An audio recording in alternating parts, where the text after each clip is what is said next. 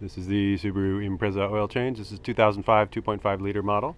And drops down. Well, this is pretty simple. Under here, you got your oil pan with the drain bolt. So you unscrew the drain bolt, let the oil out, and then your oil filter is right up here. Now here's where there's some mythology and some legend. So the oil filter is tiny.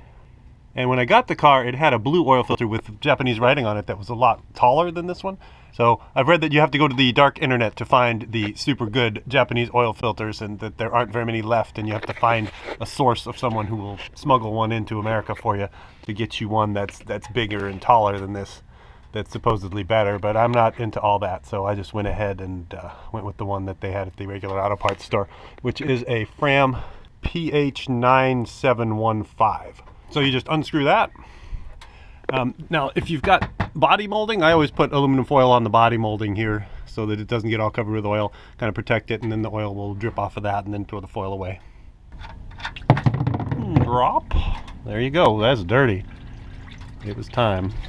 The new oil filter is actually smaller than the one that's on my scooter. Alright, so I've got a cardboard political campaign ad from the mailbox and put it in here to catch the oil, and we're just gonna spin this mother off.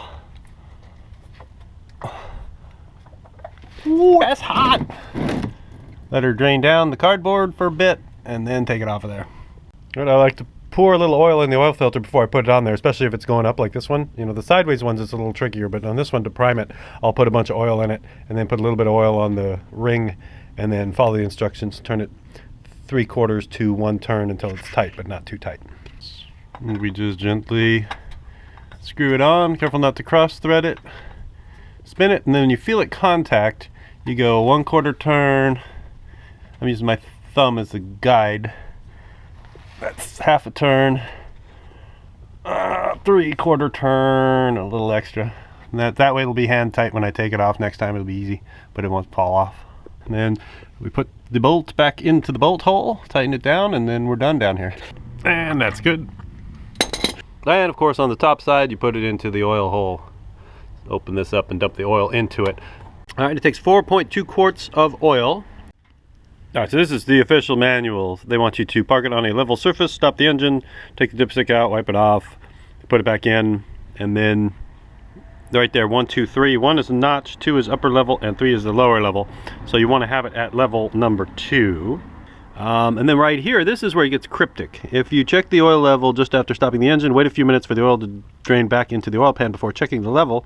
Just after driving or while the engine is warm, the engine oil reading may be in a range between the upper level and the notch mark. So it'll read too high. This is caused by thermal expansion. Do not add any oil above the upper level when the engine is cold. So that notch, you don't want to go above the notch, I think is what the shorthand of this is. And you want to check it when the engine's hot, because that's when the oil will be at its highest level. So what I do is put about 4 quarts in it and then check the old dipstick